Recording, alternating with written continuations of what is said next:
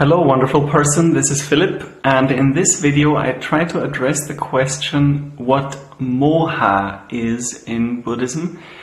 Moha is obviously not an English word.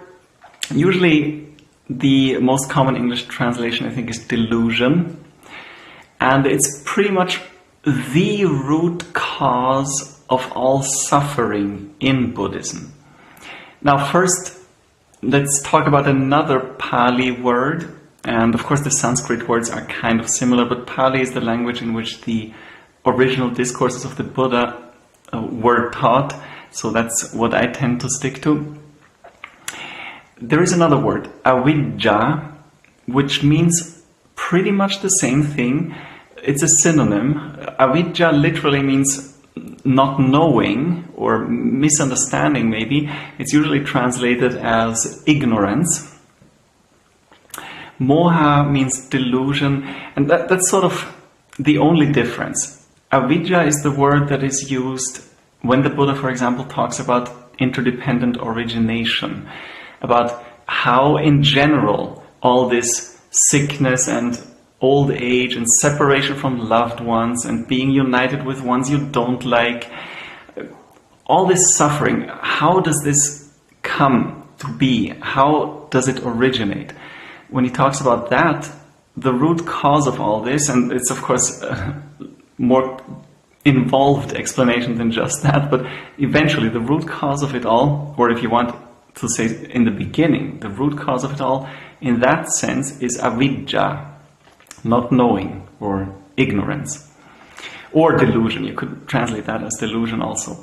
Whereas the word moha, as opposed to avidya, is generally used to refer to the mind state. So when you're looking at your own mind or at someone's mind, and that person or yourself, you have delusion, the mind is affected by delusion, then the word moha is generally used for that. Now, what does delusion mean in Buddhism? I think it all boils down, in simplest terms, you could say it's not knowing things as they really are, not knowing the true nature of things, of everything, of phenomena, not understanding what the world actually is.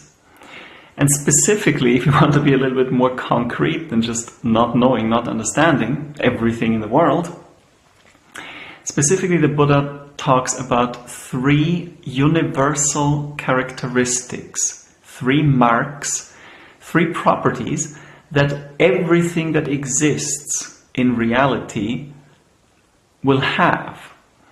Now, this is supposed to be applied to things that exist in the real world. And that would be, in the Buddha's teaching, the real world would be any kind of form or matter, any kind of sensation or feeling, any kind of perception or identification, any kind of volitional formations, and any kind of consciousness.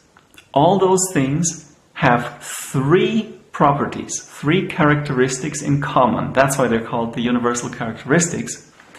They are all impermanent or inconstant. That means they change. By nature, they change, always. Nothing is ever going to be totally constant.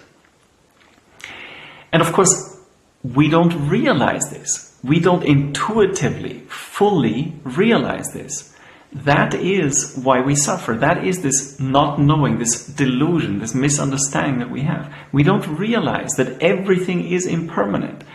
A simple example, and really just one simple example of that, would be your own body. One day you wake up and you can't move your knee anymore because you have some sort of disease or because you're getting old. One day you look in the mirror and you see lots of gray hair. Suddenly you're not young anymore. These things happen to everybody. This is completely normal. This is how it always is. Yet, you live your life, or I live my life, like this is not going to happen. You don't think about it, you just keep going and assume that everything is always going to be fine. And eventually, that's just not the case for the body. The body is not going to be the same body that it is now in 50 years. It's going to be completely different, and it's generally going to be much worse in 50 years than it is today. But by expecting the body to always be reliable and beautiful and good, you create suffering for yourself.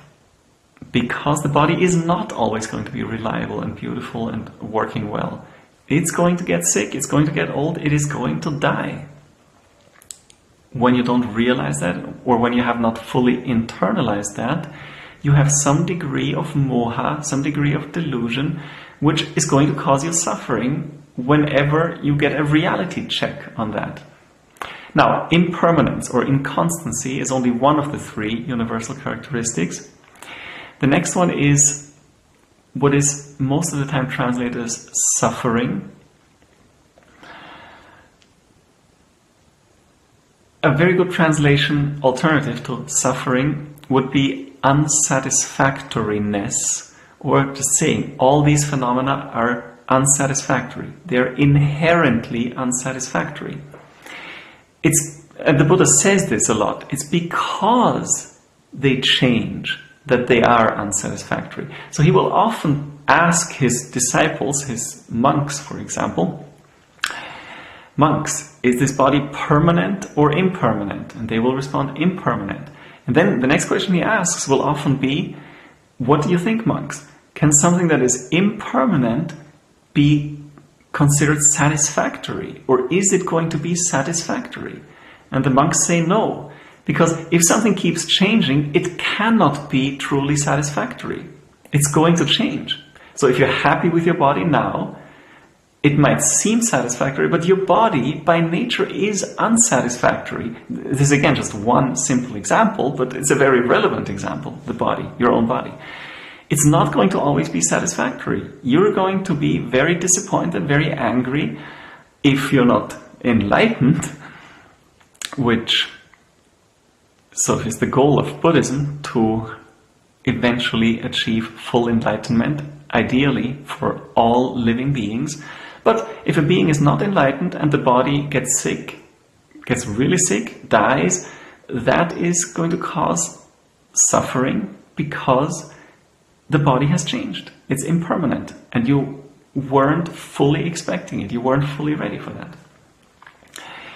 And then, of course, the third characteristic is an even more difficult one to talk about. It's usually translated as non-self. Sometimes you could say impersonal. But maybe what the Buddha says in that discourse, or those discourses that I had just mentioned, what he says next is probably a good indication of what that third quality, that third characteristic is actually about. Because when the monks answer, it's unsatisfactory, or it's suffering, then the Buddha will ask them a question, so what do you think, monks? Is something that is unsatisfactory, or sometimes I think he also just says something that is impermanent. So anyway, something that's impermanent or unsatisfactory, is something like that worthy to be considered a true self? And then they say, no, it's not. So that's the teaching of non-self, the quality, the characteristic of non-self. Your body is simply not worth you considering it yourself. So the Buddha says, the body is going to die. It's going to get sick. It's not going to be very nice to you. You're not going to have a satisfactory experience with the body eventually. So you should not consider the body yourself. You are not the body. And the more you understand that you are not the body, the less you will suffer when the body gets sick, gets old, and dies. So I've already gone on too much about things that I understand theoretically somewhat, but because I'm not fully enlightened, I haven't really understood them on an intuitive level, like we are trying to. That is our goal. But to just say it again in brief, my understanding is that Moha, delusion, refers to a mind state, something that is affecting the mind, and specifically it means that the mind is not fully aware of the fact that all phenomena it ever experiences, all experiences that it ever has, all experiences that anyone ever has, are by nature impermanent, not constant, suffering or unsatisfactory, and non-self. So what you're seeing is not yourself. The I is not yourself. The seeing itself is not yourself. That's sort of the non-self part. That's my understanding of Moha. Of course, there's a lot more to it. That's why there are 18,000 discourses and lots of Buddhists practice for many years and study for many years to understand it better and better and to see it better and better by themselves. But that would be the answer I would give if I had to make a 10 or 11 minute video on what Moha is in Buddhism. Now, a quick disclaimer in the end. All that I've said was pretty much said from a Theravadan perspective, because that is the tradition that I practice. If you are any form of Mahayana or Vajrayana Buddhist, I believe you will still find all that I've said in this video to be useful and in accordance with the teachings that you study and practice, even if you have, I think most of the Mahayana Buddhists call those teachings that they have higher teachings. So even if you have higher teachings that go beyond this, this would probably be, still be a very useful foundation. That's why I made this video in response to the general question about Moha in Buddhism. Thanks for watching, and I hope to see you in a future video.